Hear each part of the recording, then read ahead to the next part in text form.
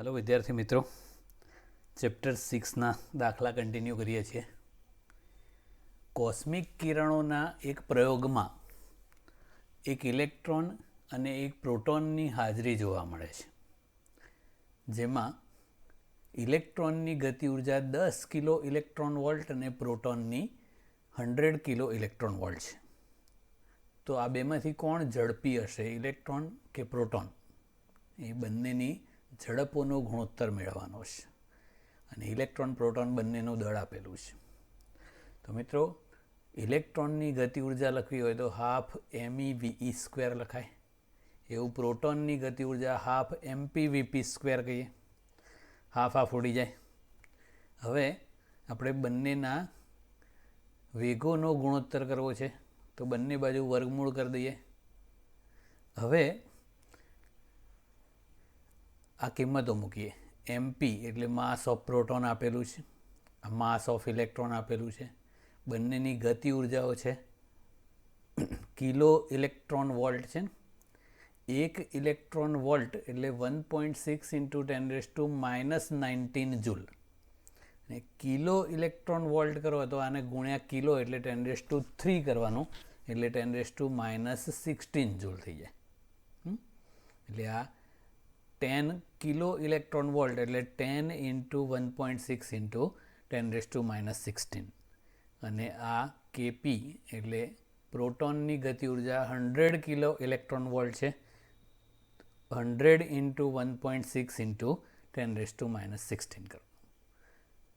અને આ બધું ના કરવું હોય તો એક શોર્ટકટ છે, ઇલેક્ટ્રોન કરતાં પ્રોટોનનું દળ 1836 ગણું ભારે હોય છે। એટલે ઇલેક્ટ્રોન છે એ પ્રોટોન કરતાં 1836 ગણો ભારે હોય છે, એટલે એ બેના દળોનો ગુણોત્તર 1836 થયો। આની ગતિ ઉર્જા 10 કિલો ઇલેક્ટ્રોન વોલ્ટ અને આની 100 કિલો ઇલેક્ટ્રોન વોલ્ટ એટલે 1/10। બસ પછી આનું ગુણોત્તર કરી દેવાય અને સાદુરૂપ આપો તો એ વેગોનો ગુણોત્તર થયો 13.5। તો એનો મતલબ કે ઇલેક્ટ્રોનનો વેગ છે એ પ્રોટોનના વેગ કરતાં 13.5 ગણો હોય, મતલબ કે ઇલેક્ટ્રોન છે એ પ્રોટોન કરતાં ઝડપી હોય છે। ઓકે, સ્વાધ્યાય નંબર 13। 2 મિલીમીટર ત્રિજ્યાનું વરસાદનું એક ટીપું 500 મીટર ઊંચાઈએથી જમીન પર પડે છે। ઘટતા પ્રવેગથી હવાનું શાંતા બળ હોય, આપણે જેમ ઘન પદાર્થોમાં અવરોધક બળને ઘર્ષણ બળ કહીએ છીએ, એવું પ્રવાહી અને વાયુમાં જે અવરોધક બળ લાગે એને શાંતા બળ કહેવાય છે। એવું 10મા ચેપ્ટરમાં ડિટેલ આવશે। તો એ મૂળ ઊંચાઈએથી અડધી ઊંચાઈ પ્રાપ્ત ન કરે ત્યાં સુધી એ પડે છે, એટલે ત્યાં સુધી એ પ્રવેગી ગતિ કરતું હોય, એનો પ્રવેગ ક્રમશઃ ઘટતો જાય છે। એવું જ્યાં તે અંતિમ ઝડપ પ્રાપ્ત કરે છે, એટલે કે એનો વેગ છે એ અચળ થઈ જાય, જેને અંતિમ વેગ અથવા ટર્મિનલ વેલોસિટી કહેવાય છે। એની સફરના પ્રથમ અને બીજા અડધા ભાગ દરમિયાન, એટલે પહેલાં 250 મીટર અને બીજું 250 મીટર, એ દરમિયાન ગુરુત્વાકર્ષણ બળ વડે ટીપા પર થયેલું કાર્ય કેટલું હશે? અને જો તે 10 મીટર પર સેકન્ડની ઝડપથી એની સફર પૂરી કરીને જમીન ઉપર પડે તો એની આ સફર દરમિયાન અવરોધક બળ વડે ટીપા પર કેટલું કાર્ય થયું હશે? તો સૌથી પહેલાં તો આપણે પહેલી શરૂઆતની અડધી ઊંચાઈ માટે વાત કરીએ।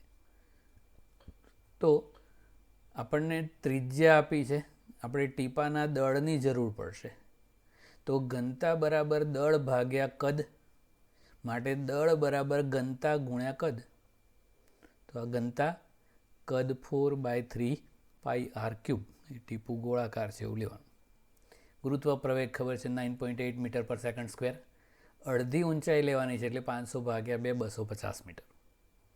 તો ગુરુત્વાકર્ષણ બળ mg હોય અને એની અસર હેઠળ એ 250 મીટર જેટલું સ્થાનાંતર કરે તો ગુરુત્વાકર્ષણ બળ વડે થતું કાર્ય mgh થાય। m એટલે ઘનતા ગુણ્યા કદ ઇન્ટુ gh। તો મિત્રો, પાણીની ઘનતા 10⁻³ કિલોગ્રામ પર મીટર ક્યુબ હોય છે, 4/3 પાઈ 3.14 આર ક્યુબ એ 2 મિલીમીટર એટલે 2 × 10⁻³ મીટર ત્રિજ્યા થઈ એનો ક્યુબ, જી 9.8 અને એચ 250 મીટર. તો સાદું રૂપ આપીએ તો આપણને એ કાર્ય મળ્યું 0.082 જૂલ. હવે બાકીની અડધી ગતિની વાત કરીએ તો પ્રથમ જે સ્ટાર્ટ થયું એ મુક્ત પતન એટલે પ્રારંભિક વેગ 0 હોય અને પછી અડધું અંતર કાપે એટલે એનો અંતિમ વેગ આવી જાય છે જે 10 મીટર પર સેકન્ડ કન્ટિન્યુઅસ રહે છે એટલે એનો અંતિમ વેગ 10 મીટર પર સેકન્ડ. દળ કરવું હોય તો ઘનતા ગુણ્યા કદ, તો આ બધી કિંમતો કરીએ તો આટલાનું સાદુરૂપ છે ને એ આટલું દળ થાય છે 3.35 × 10⁻⁵ કિલોગ્રામ. તો ગતિ ઉર્જામાં થતો ફેરફાર એટલે અંતિમ ગતિ ઉર્જા માઇનસ પ્રારંભિક ગતિ ઉર્જા. શરૂઆતમાં તો સ્થિર હતું એટલે આ તો 0 જ થઈ જવાનું. તો આમાં કિંમતો મૂકી દઈએ. આ હાફ એમ એટલે 3.35 × 10⁻⁵, વી સ્ક્વેર એ 10નો સ્ક્વેર. તો આ ગતિ ઉર્જામાં થતો ફેરફાર મળી ગયો. ઓકે, હવે એક સમગ્ર ગતિ એટલે ટોટલ 500 મીટરની ગતિ દરમિયાન ગુરુત્વાકર્ષણ બળ વડે થતું કાર્ય શોધવું હોય તો એમ જી અને ટોટલ એચ લેવાનું. એમ આપણે શોધી કાઢ્યું 3.35 × 10⁻³ કિલોગ્રામ, જી 9.8 અને આ ટોટલ ઊંચાઈ 500 મીટર લઈ લીધી. તો 0.16415 જૂલ. આનું ડબલ હોય લગભગ. ઓકે, હવે અવરોધક બળ વડે ટીપા પર થયેલું કાર્ય શોધીએ. તો મિત્રો, અવરોધક બળ છે એ ગતિની વિરુદ્ધ દિશામાં લાગતું હોય તો એ ગતિ ઉર્જામાં જે ફેરફાર થાય છે એ ગતિ ઉર્જામાં એકચ્યુઅલી ઘટાડો છે એ આ અવરોધક બળ વડે જ થયો હોય. તો એ ગતિ ઉર્જામાં થતો ફેરફાર અને ગુરુત્વાકર્ષણ બળ વડે થતો કુલ કાર્ય એ બંનેનો તફાવત છે એ ઘર્ષણ બળ વિરુદ્ધ એટલે કે અહીંયા અવરોધક બળ એટલે કે શાંતા બળ વિરુદ્ધ ખર્ચાયો. તો ગતિ ઉર્જામાં થતો ફેરફાર આપણે શોધી કાઢ્યો અને ગુરુત્વાકર્ષણ બળ વડે થતું કુલ કાર્ય પણ શોધ્યું. તો આ -0.163 જૂલ મળ્યું. આટલું ઉર્જા એ શાંતા બળ વિરુદ્ધ ખર્ચાઈ. માઇનસનો મતલબ કે અવરોધક બળ ઉર્ધ્વ દિશામાં લાગે, ગતિ અધો દિશામાં હોય એટલે બંને વચ્ચે 180 ડિગ્રીનો ખૂણો હોય એટલે કાર્ય ઋણ છે એવું કહેવાય. Okay, next. વાયુપાત્રમાં એક અણુ સમક્ષિતિજ દિવાલને 200 મીટર પર સેકન્ડની ઝડપથી લંબ સાથે 30 ડિગ્રીના ખૂણે અથડાય છે. આવું છે. અહીંયા એમ દળનો એક કણ છે વાયુનો, એ આવું 200 મીટર પર સેકન્ડથી લંબ સાથે 30 ડિગ્રીના ખૂણે અથડાઈશ અને એ જ ઝડપથી પાછો ફેંકાઈશ એટલે અહીંથી પરાવર્તિત થઈને આમ જઈશ 30 ડિગ્રીના ખૂણે જ. આ અથડામણમાં વેગમાનનું સંરક્ષણ થાય છે અને અથડામણ સ્થિતિસ્થાપક છે કે અસ્થિતિસ્થાપક. મિત્રો, કોઈ પણ અથડામણ હોય વેગમાનનું સંરક્ષણ તો થાય જ. જો ગતિ ઉર્જાનું પણ સંરક્ષણ થાય તો એ સ્થિતિસ્થાપક અને ગતિ ઉર્જાનું સંરક્ષણ ના થાય તો અસ્થિતિસ્થાપક. તો ધારો કે આવું સ્મોલ એમ દળનો કોઈ કણ છે, એ બહુ જ ભારે દિવાલ સાથે અથડાય તો જે કંઈ ફેરફાર થવાનો હોય એ આ કણના વેગમાનમાં થાય ને દિવાલના વેગમાનમાં કોઈ ફેરફાર ના થાય. દિવાલ તો સ્થિર પહેલાં હતી ને પછી પણ સ્થિર જ રહેશે. તો એ કણનું પ્રારંભિક વેગમાન ગણીએ તો પી આઈ ફોર ઇનિશિયલ એટલે પ્રારંભિક, દળ ગુણ્યા વેગ એટલે એમ યુ. હવે આના આપણે બે ઘટકો વિચારીએ તો આ આમ છે તો એક્સ ઘટક આમ થાય ઋણ એક્સ દિશામાં એટલે એને -mu cos θ લીધું અને બીજો એક ઉર્ધ્વ ઘટક હોય ધન વાય દિશામાં છે એટલે mu sin θ થયું. અહીંયા થીટા એટલે 30 ડિગ્રી છે. તો એ એક્સ દિશાનો જે ઘટક છે એ આપણે ગણીએ તો આ થયો ને -mu cos θ એટલે -mu 200 મીટર પર સેકન્ડ આપેલું છે અને θ 30 ડિગ્રી એટલે cos 30. તો આ √3/2 થાય. તો આ -100 √3m ન્યૂટન ઇન્ટુ સેકન્ડ. આપણે એમનું એમ જ રહેવા દઈએ છીએ. હવે આ જે પ્રારંભિક વેગમાન છે એના વાય ઘટકની વાત કરીએ તો એ છે આ mu sin θ. તો m ગુણ્યા 200 ગુણ્યા sin 30 હાફ થાય. તો આ 1/2 કરો એટલે આ 100 into m newton into second થાય. હવે અંતિમ વેગમાન કરીને એના ફેરફાર અને એના ઘટકો કરવાના અને પછી ફેરફાર જોઈએ. હવે વેગમાનના વાય ઘટકોની વાત કરીએ તો સંઘાત પછી એ કણ આમ જાય છે, એનો વેગ ધારો કે v એટલે વેગમાન mv થાય. u ને v સરખા જ છે પણ દિશા અલગ થઈ. તો એનો x ઘટક કરો તો mv cos θ અને y ઘટક mv sin θ થાય. x ઘટક mv cos θ એટલે m ગુણ્યા 200 ગુણ્યા cos 30 √3/2 એટલે 100 √3m newton into second. Okay, એ જ રીતે y ઘટક કરો તો mv sin θ છે. તો આ m ગુણ્યા 200 ગુણ્યા sin 30 હાફ થાય. તો આ 100m ન્યૂટન ઇન્ટુ સેકન્ડ થયું. હવે પ્રારંભિક વેગમાનનું મૂલ્ય અને અંતિમ વેગમાનનું મૂલ્ય કરો તો સરખા સરખા થશે, કારણ કે m સરખું છે, v સરખું છે અને θ એ સરખો છે. v અને u સરખા છે. એટલે હવે દિવાલ તો બહુ જ હેવી છે એટલે એનું વેગમાન પહેલા 0 હતું ને પછી પણ 0 જ રહેશે.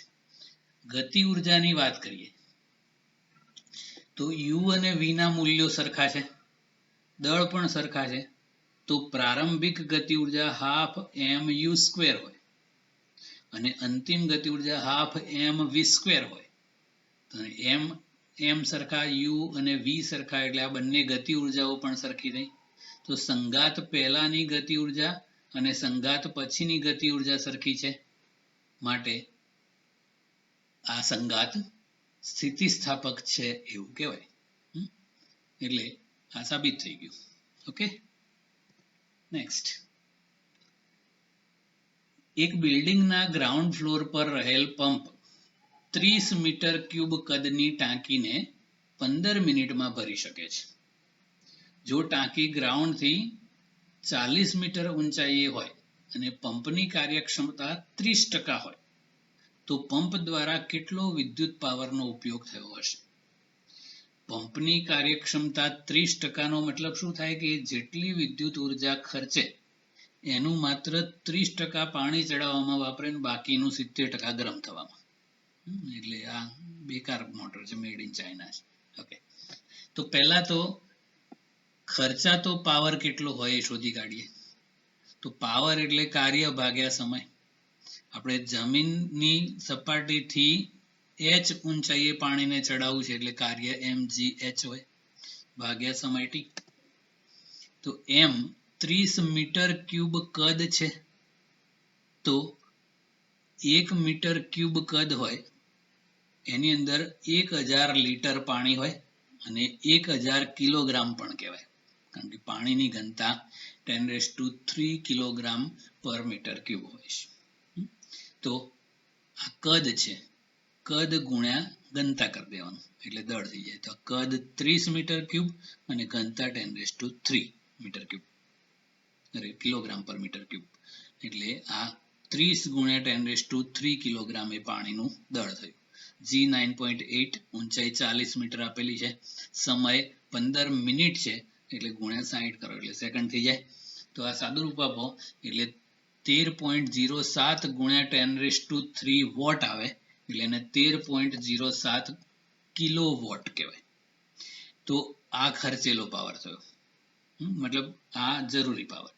હવે મોટર છે એમાં કેટલો વિદ્યુત પાવરનો એ ઉપયોગ કરે એ, તો એ મોટરની કાર્યક્ષમતાને ઈટા કહેવાય છે. આવું સૂંઢ વાળો n હોય એને ઈટા કહેવાય. તો ઈટા એટલે આઉટપુટ પાવર ભાગ્યા ઇનપુટ પાવર. આપણે પંપને કેટલો વિદ્યુત પાવર આપવો પડે એ શોધવું છે. એ વિદ્યુત પાવર એ આપણો ઇનપુટ પાવર છે અને આ જે મળ્યો કાર્ય કરવામાં એ આઉટપુટ પાવર છે. તો ઇનપુટ પાવર બરાબર આઉટપુટ પાવર ભાગ્યા કાર્યક્ષમતા થાય. આઉટપુટ પાવર 13.07 કિલો વોટમાં જ રાખીએ. કાર્યક્ષમતા 30% છે એટલે 30 ભાગ્યા 100 કરો એટલે 0.3, તો 43.56 કિલો વોટ એ ઇનપુટ પાવર થાય. તો આ બહુ કહેવાય. એટલે 70% તો એમને વ્યય થઈ જાય છે. એ સારું ના કહેવાય. ઓકે, નેક્સ્ટ 17મો સ્કીપ કરી દેવાનો છે. 18મો, એક લોલકના ગોળાને સમક્ષિતિજ સ્થિતિ પરથી છોડવામાં આવે છે, એટલે એ પરથી. લોલકની લંબાઈ 1.5 મીટર હોય તો ગોળો જ્યારે ન્યૂનતમ બિંદુએ આવે, એટલે અહીંયાથી આમ આવે અહીંયા સુધી બી સુધી, ત્યારે એની ઝડપ કેટલી હશે? અને અહીં આપેલ છે કે એની પ્રારંભિક ઉર્જાની 5% ઉર્જા હવાના અવરોધક બળ સાથે ગુમાવે છે. તો મિત્રો, ઊંચાઈ પર હોય ત્યારે એની પાસે બધી જ જે ઉર્જા હોય એ સ્થિતિ ઉર્જા સ્વરૂપે હોય, ગુરુત્વીય સ્થિતિ ઉર્જાના સ્વરૂપમાં. પછી આમ જેમ નીચે આવતો જાય એમ સ્પીડ પકડે એટલે એની સ્થિતિ ઉર્જાનું ગતિ ઉર્જામાં રૂપાંતર થતું જાય. અહીંયા આવે ત્યારે બધી જ સ્થિતિ ઉર્જા ગતિ ઉર્જામાં રૂપાંતર થઈ ગઈ, પણ અહીંયા એ 5% ઉર્જા ગુમાવે છે. એનો મતલબ કે એની ટોટલ જે સ્થિતિ ઉર્જા હતી એના કરતાં ગતિ ઉર્જા છે એ 5% ઓછી, એટલે 95% જેટલી જ હોય. તો બી આગળ ગતિ ઉર્જા છે કેટલી હોય? તો 95% ઓફ આ એ બિંદુ આગળની સ્થિતિ ઉર્જા. ગતિ ઉર્જા એટલે હાફ mv², 95% એટલે 0.95, અને એ બિંદુ આગળની સ્થિતિ ઉર્જા એટલે mgh. એમ કેન્સલ થઈ જાય, બગડો સામે લઈ ગયા. હવે g અને h ની કિંમત મૂકીને વર્ગમૂળ કરી દઈએ તો આ 2.95, g 9.8, અને આ હાઇટ છે એ લોલકની લંબાઈ જેટલી જ હોય ને 1.5, તો વર્ગમૂળ કરી દો એટલે જવાબ આવી જાય. એપ્રોક્સિમેટલી આને 5.3 મીટર પર સેકન્ડ કહેવાય. ઓકે, જો અવરોધક બળ ના આપેલું હોય તો પૂરેપૂરું લેવાનું, half mv² equal to mgh. પણ અહીંયા 5% ઉર્જા ગુમાવે છે એટલે સ્થિતિ ઉર્જામાંથી 5% ઓછી, એટલે 95% ઉર્જા જ ગતિ ઉર્જામાં રૂપાંતર થાય છે. ઓકે, 19મો સ્કીપ. હવે 20મો દાખલો કરીએ. 0.5 કિલોગ્રામનો એક પદાર્થ સીધી રેખામાં વેગ v equal to a into x⁵3/2 થી મુસાફરી કરે છે, જ્યાં એ અચળાંક a ની કિંમત આપેલી છે 5 મીટર પર સેકન્ડ. તેના x બરાબર 0 થી x બરાબર 2 મીટર સ્થાનાંતર દરમિયાન પરિણામી બળ વડે કેટલું કાર્ય થયું હશે? તો મિત્રો, ધારો કે dx જેટલું સૂક્ષ્મ સ્થાનાંતર થતું હોય તો એ બળ વડે થતું કાર્ય આ રીતે મળે. નાનકડું કાર્ય હોય એટલે dw બરાબર f dx કહેવાય. હવે આપણે f બરાબર ma મૂકીએ તો dw બરાબર ma dx થાય. આપણને વેગ આપ્યો છે એટલે આપણે અંદર વેગ લાવવાનો છે, તો બળ પરથી પ્રવેગ મળ્યો. હવે પ્રવેગ પરથી વેગ કરવો હોય તો a એટલે dv/dt કહેવાય. તો આ m નો m, પ્રવેગને dv/dt, dx નો dx. હવે થોડી ગોઠવણી ફેરફાર કરીએ, આ dt ને આની નીચે લઈ જઈએ તો એ dx/dt થાય, અને આ dv નું dv રહેવા દેવાનું. કેમ એવું કર્યું? કે આપણને વેગનું સૂત્ર આપ્યું છે એટલે આપણે સંકલન કરવું પડશે આ dv ઉપરથી v મેળવવા માટે. અને dx/dt એટલે વેગ થઈ જાય, એટલે આ બધું વેગ સ્વરૂપે કરવા માટે આવું કર્યું. ઓકે, હવે અહીંયા v મૂકી દેવાય અને પછી એ v ની કિંમત મૂકીને સંકલન કરીએ.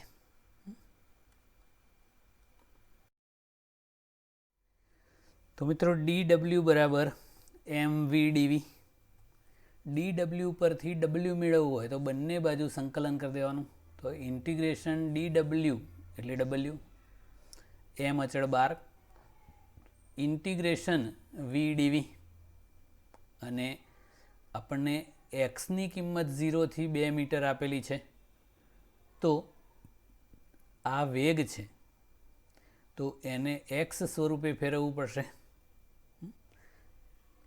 તો આ mનો m, vનું સંકલન v²/2 થાય. તો આ /2 અને v², તો એ વેગનું સૂત્ર આપણને આપ્યું છે ને ax3/2. તો આ સીમાઓ મૂકી દેવાય પછી 0 થી 2.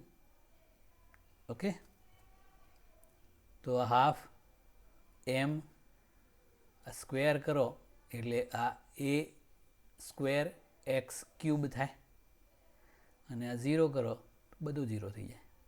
એટલે આવું થયું હાફ m a²x³. હવે હાફ m a અને x આ બધાની કિંમતો આપણને આપેલી છે. તો એ કિંમતો મૂકી દઈએ તો કાર્ય થયું 50 જૂલ. ઓકે, એક સરસ દાખલો છે, ધ્યાન રાખજો. એક પવનચક્કીના પાંખિયા ફરે ત્યારે એ જેટલા ક્ષેત્રફળનું વર્તુળ આવરી લે છે. એના આમ 3 પાંખિયા હોય ને તો એ આખું એક ક્ષેત્રફળનું વર્તુળ આંતરે છે. જો પવન v વેગથી આ વર્તુળને લંબરૂપે વહેતો હોય તો t સમયમાં કેટલા દળની હવા એમાંથી પસાર થશે? પછી હવાની ગતિ ઉર્જા કેટલી હશે? અને ધારો કે પવનચક્કી આ પવન ઉર્જાની 25% ઉર્જાનું વિદ્યુત ઉર્જામાં રૂપાંતર કરે છે, અને એક ક્ષેત્રફળ આપ્યું છે, હવાનો વેગ આપ્યો છે, હવાની ઘનતા આપી છે, અને કેટલો વિદ્યુત પ્રવાહ ઉત્પન્ન થાય એટલે વિદ્યુત પાવર ઉત્પન્ન થાય એ શોધવાનું છે. હવે પાંખિયાઓ છે એ ધારો કે એ જેટલું ક્ષેત્રફળ આંતરે છે, એટલે 12 થી એ ક્ષેત્રફળમાં હવા પ્રવેશે, અને એ v વેગથી એ ક્ષેત્રફળને લંબરૂપે ક્રોસ થાય છે. તો t સમયમાં પવને v વેગથી કાપેલું અંતર vt થાય. હવે એ ક્ષેત્રફળમાંથી લંબરૂપે દાખલ થયું અને t સમયમાં vt અંતર કાપે. તો આપણે એ વર્તુળ લઈએ અને પાછળ એટલું vt જેટલું અંતર લઈએ તો એક નળાકાર બને, એક ક્ષેત્રફળ અને vt લંબાઈનો. તો એનું કદ કરવું હોય તો એ જે નળાકાર બન્યો એમાં આ બધી હવા એક ક્ષેત્રફળમાંથી પસાર થતી જે હવા છે એ એટલા કદમાં સમાય. તો નળાકારનું કદ આપણે πr²h કહીએ ને, તો એ πr² એટલે અહીંયા વર્તુળનું ક્ષેત્રફળ છે, અને h એટલે હવાએ v વેગથી t સમયમાં કાપેલું અંતર d છે, d એટલે vt છે. તો એ vt જેટલું એ નળાકારનું કદ થાય. હવે આપણે એનું દળ કરવું છે, તો ઘનતા બરાબર દળ ભાગ્યા કદ. તો દળ બરાબર કદ ગુણ્યા ઘનતા થાય. કદ આપણે શોધ્યું a vt ગુણ્યા ઘનતા ρ. તો આટલી દળની હવા એ એક ક્ષેત્રફળમાંથી t સમયમાં v વેગથી પસાર થતી. હવે એની ગતિ ઉર્જા કરવી હોય તો હાફ mv². તો આ હાફ m એટલે a vt ρ ગુણ્યા v² એટલે આ v². તો આ v³ થઈ જશે ને. તો આ half a ρ v³ into t. આટલી ગતિ ઉર્જા હવાની હોય. હવે આટલી ગતિ ઉર્જાથી હવા એ પવનચક્કીમાં દાખલ થાય છે. એ ઇનપુટ ઉર્જા થઈ. એનું માત્ર 25% ઉર્જાનું જ વિદ્યુત ઉર્જામાં રૂપાંતર થાય છે. તો એના 25% કરવાના. તો એની કાર્યક્ષમતા 25% છે એટલે આઉટપુટ ઉર્જા ભાગ્યા ઇનપુટ ઉર્જા. તો એ કાર્યક્ષમતા 25% છે. આઉટપુટ તરીકે આપણને વિદ્યુત ઉર્જા મળે છે એ શોધવાની છે. અને ઇનપુટ ઉર્જા આ ગતિ ઉર્જા છે એ હાફ એ વી ક્યુબ રો ટી. વેગ આપણને આપ્યો છે 36 કિલોમીટર પર અવરમાં છે અહીંયા મૂકવા, તો એને મીટર પર સેકન્ડ કરી દઈએ તો ગુણ્યા 1000 ભાગ્યા 3600 એટલે 10 મીટર પર સેકન્ડ થાય. તો વિદ્યુત ઉર્જા બરાબર 25% એટલે 25 ભાગ્યા 100 ઇન્ટુ ધીસ થાય. આ બધું આપેલું છે. તો આ 25 ભાગ્યા 100 એટલે 1/4, આ 1/2, એ આપેલું છે 30 મીટર સ્ક્વેર. ઘનતા 1.2 કિલોગ્રામ પર મીટર ક્યુબ છે. પછી આ વેગ આપણે શોધ્યો 10 મીટર પર સેકન્ડ, એનો ક્યુબ ઇન્ટુ સમય ટી. ઓકે, તો આનું સાદું રૂપ આપો તો 4500 ટી જેટલી વિદ્યુત ઉર્જા થઈ. પાવર શોધવો છે, તો પાવર એટલે ઉર્જા ભાગ્યા સમય. તો એ દર સેકન્ડે ઉર્જાને પાવર કહેવાય વોટમાં. તો ટી બરાબર આ ઉર્જા ભાગ્યા ટી કરી નાખો તો 4500 કહેવાય. આ 4500 ટી ભાગ્યા ટી, ટી ઉડી જાય એટલે 4500 વોટ જેટલો વિદ્યુત પાવર ઉત્પન્ન થાય. અને એને 4500 ભાગ્યા 1000 કરી દો તો 4.5 અને ગુણ્યા 1000 કરો એને કિલો કહેવાય. એટલે આ 4.5 કિલો વોટ એટલો પાવર ઉત્પન્ન થયો કહેવાય. ઓકે, હવે એક ઇન્ટરેસ્ટિંગ દાખલો છે. વજન ઓછું કરવા માગતી એક વ્યક્તિ 10 કિલોગ્રામ દળને 1000 વાર દર વખતે 0.5 મીટર જેટલું ઉચકે છે.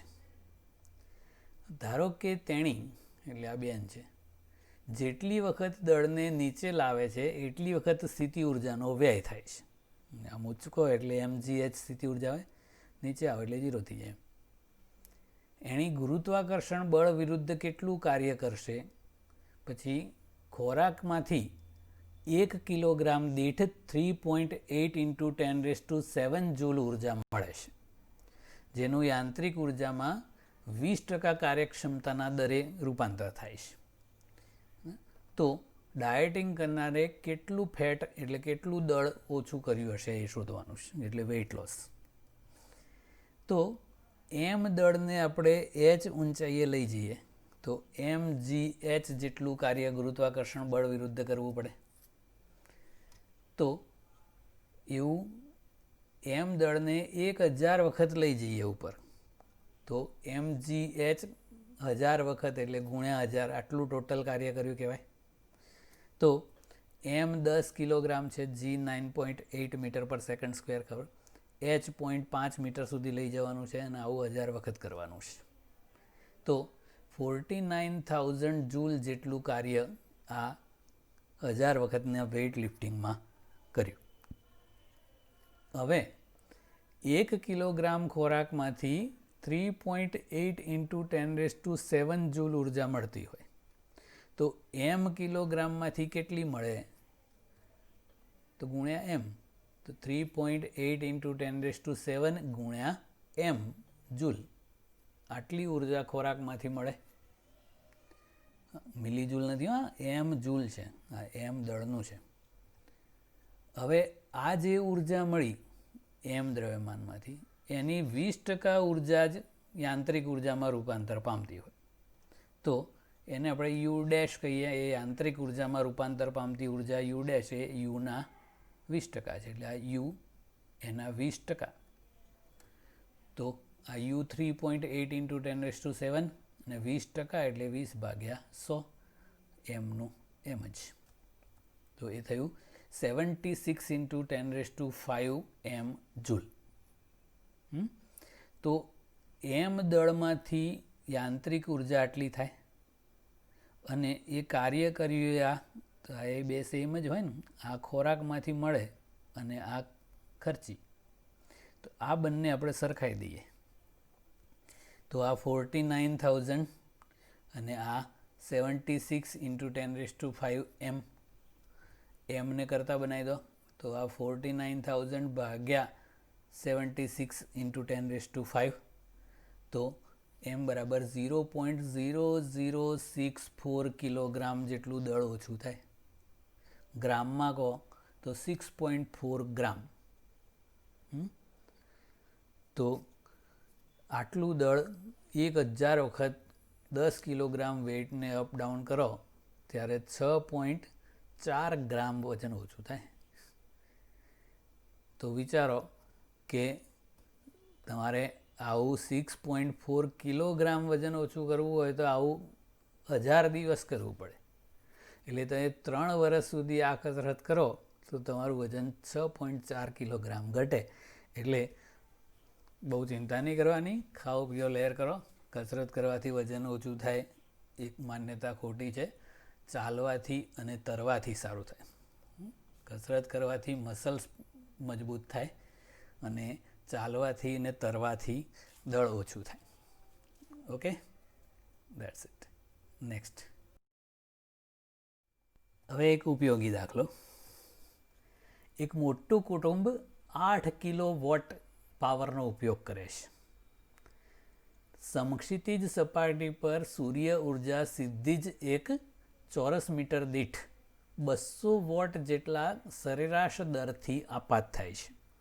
મિત્રો, આને તીવ્રતા કહેવાય છે, 200 વોટ પર મીટર સ્ક્વેર.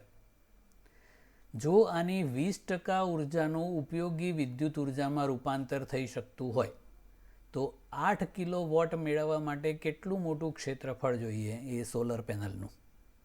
ને આ ક્ષેત્રફળને સામાન્ય રીતે જોવા મળતા ઘરના છાપરાના ક્ષેત્રફળ સાથે સરખાવો. તો મિત્રો, વિદ્યુત ઉર્જા છે એ આપાત જે પાવર છે એના 20% જ છે. તો આ 200 વોટના 20% કરવાના.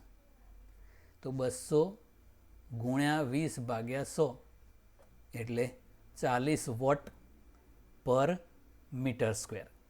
એટલે કે 1 મીટર સ્ક્વેર જેટલા ક્ષેત્રફળની સોલર પેનલ હોય તો 40 વોટ જેટલો વિદ્યુત પાવર મળે. તો આપણે કેટલું ક્ષેત્રફળ જોઈએ એ માગ્યું છે. તો અહીંયા 8 કિલો વોટ એટલે 8000 વોટ જેટલો વિદ્યુત પાવર વપરાય છે. તો 1 મીટર સ્ક્વેર ક્ષેત્રફળમાં 40 વોટ મળે છે.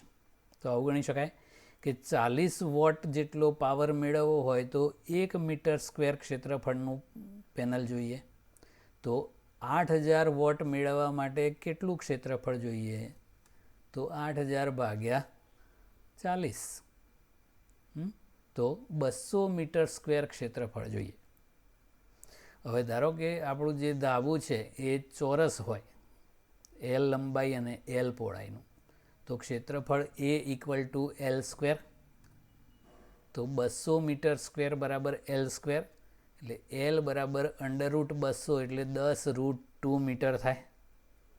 તો એ 10 ગુણ્યા આ √2 એટલે 1.414, એના ગુણ્યા 10 કરો એટલે 14.14 મીટર લંબાઈ અને 14.14 મીટર પહોળાઈ. એટલે એપ્રોક્સિમેટલી 14 મીટર બાય 14 મીટરનું છાપરું જોઈએ. એટલે બહુ મોટું થાય, લગભગ 45 ફૂટ બાય 45 ફૂટ. પણ આ 17 વર્ષ જૂનો દાખલો છે, આટલું મોટું નથી જોઈતું. અત્યારે 1 મીટર સ્ક્વેર ક્ષેત્રફળ દીઠ લગભગ 320 વોટ પાવર ઉત્પન્ન કરે એવી સોલર પેનલ મળે છે. એટલે આ ક્ષેત્રફળ છે એ લગભગ આ જે ટોટલ ક્ષેત્રફળ છે એ લગભગ 25 મીટર સ્ક્વેર જેટલું જોઈએ. એટલે ધાબુ 5 મીટર બાય 5 મીટર, એટલે લગભગ 16 ફૂટ બાય 16 ફૂટ હોય તો ઇનફ થઈ જાય. એટલે આ દાખલા પ્રમાણે અને આ જે બધા ડેટા આપ્યા છે એ પ્રમાણે આપણે 14 મીટર બાય 14 મીટરનું છાપરું જોઈએ. એ આખા ઉપર સોલર પેનલ લગાવો તો આટલી વીજળી ઉત્પન્ન થાય, 8 કિલો વોટ. આ તો બહુ કહેવાય. નોર્મલી જો 1 BHK કે 2 BHK હોય તો 2 કિલો વોટ ઇનફ હોય. 3 BHK હોય તો મેક્સિમમ 3 થી લઈને 4 કિલો વોટ. 4 BHK હોય તો વધુ 5 કિલો વોટની જરૂર પડે. તો આ બહુ મોટું કુટુંબ છે. ઓકે, તો અહીંયા આપણા દાખલા ફિનિશ્ડ. હા, હજુ તો 6 ચેપ્ટર બતાવ્યા છે ભાઈ, હજુ બહુ વાર છે. Okay, that's it.